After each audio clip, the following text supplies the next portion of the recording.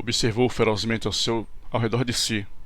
À sua frente, faiscava um objeto sobre o cofre pintado. O seu olhar parou sobre ele. Lembrou-se do que era. Uma faca que fizera subir, dias antes, para cortar uma corda e que se esquecera de reconduzir. Avançou docemente, passado perto de Howard. Chegando atrás dele, apanhou a faca e voltou-se. Howard fez um movimento, como para levantar-se da poltrona. Dorian saltou sobre ele. Enfiou-lhe a faca atrás da orelha, cortando-lhe a carótida, rachando-lhe a cabeça contra a mesa e desferindo-lhe golpes furiosos.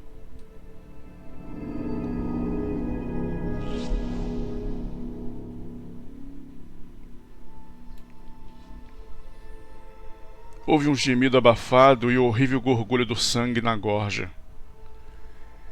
3 vezes os 2 braços se suspenderam convulsivamente, agitando grotescamente no vácuo 2 mãos com dedos crispados. Dorian feriu 2 vezes ainda, mas o homem não se mexeu mais. Qualquer coisa começou a escorrer pelo chão. Ele estacou um instante, sustentando sempre a cabeça. Depois atirou a faca sobre a mesa e pôs-se a escutar. Não ouviu senão um ruído de gotas tombando docemente no tapete usado. Abriu a porta e saiu até o patamar da escada. A casa estava absolutamente tranquila. Não havia ninguém. Conservou-se alguns instantes curvado sobre a balaustra, procurando varar a obscuridade profunda e silenciosa do vácuo. Depois tirou a chave da fechadura, voltou ao quarto e nele fechou-se.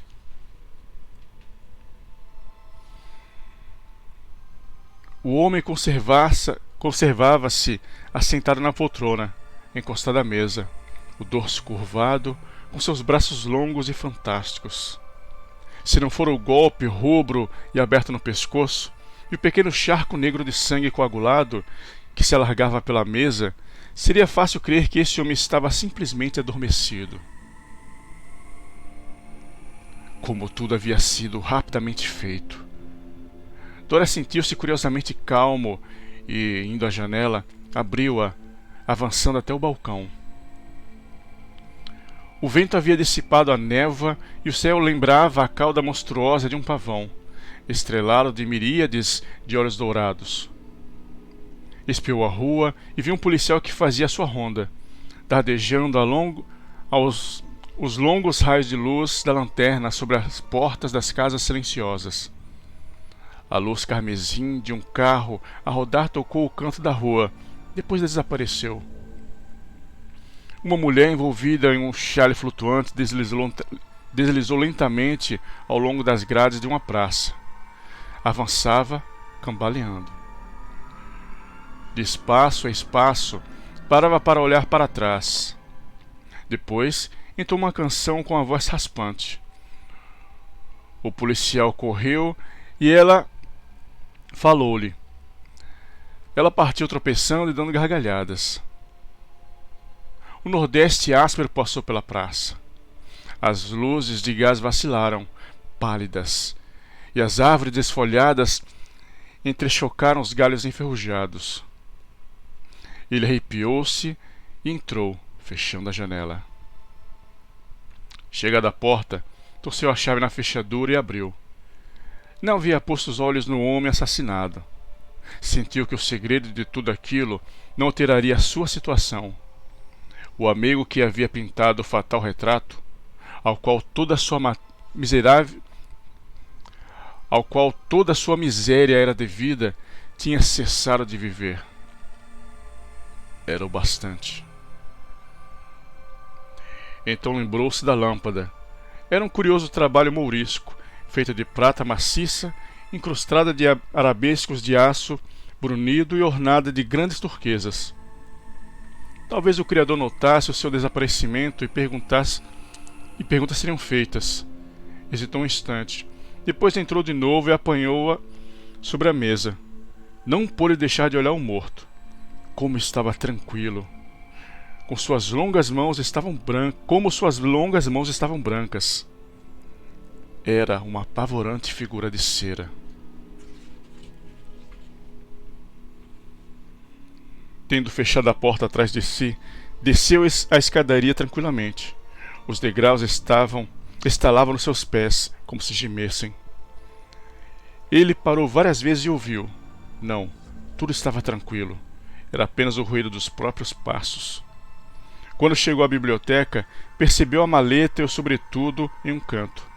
Precisava ocultá-los em algum lugar. Abriu um secreto armário de parede, dissimulado nos forros, onde guardava estranhos disfarces. Aí encerrou os objetos. Poderia facilmente queimá-los mais tarde. Então puxou seu relógio. Eram 2h menos 20. Sentou-se e pôs-se a refletir. Todos os anos, todos os meses quase, homens eram enforcados na Inglaterra pelo que ele acabava de fazer. Havia como uma loucura de assassinatos no ar. Alguma rubra estrela aproximara-se bastante da terra. E depois, que provas haveria contra ele? Basil Hallward havia deixado sua casa às 11h. Ninguém o vira voltar. A maior parte dos criados estava em Selby Royal. Seu criado estava deitado. Paris, sim. Era para Paris que Basil Hallward havia partido e pelo trem da meia-noite, como tinha intenção. Com seus hábitos particulares de reserva, passar-se-iam meses antes que as desconfianças pudessem nascer. Meses. Tudo poderia ser destruído bem mais cedo. Uma ideia súbita atravessou-lhe o espírito. Enfiou a peliça, o chapéu e saiu ao vestíbulo. Aí parou, ouvindo o passo pesado e retardado do policial sobre a calçada em frente e olhando a luz em sua lanterna inexorável refletindo em uma janela. Esperou, retendo a respiração.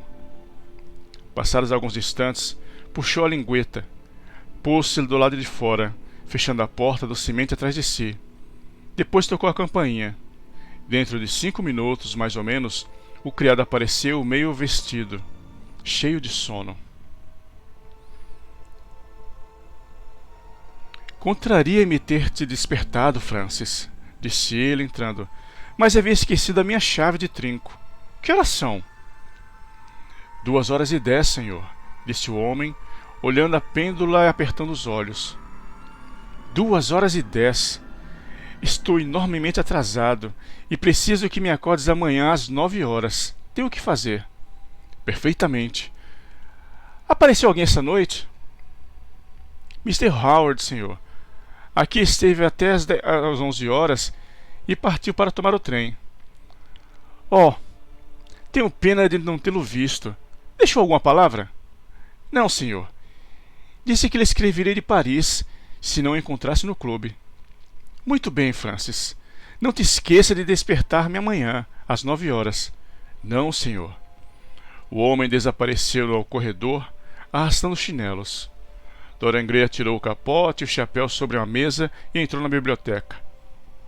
Marchou de um extremo ao outro durante 1/4 de hora, mordendo os lábios e refletindo.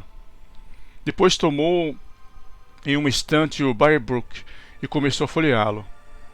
Alan Campbell, 152, Hertford Street, Mayfair. Sim, era esse o homem de que precisava.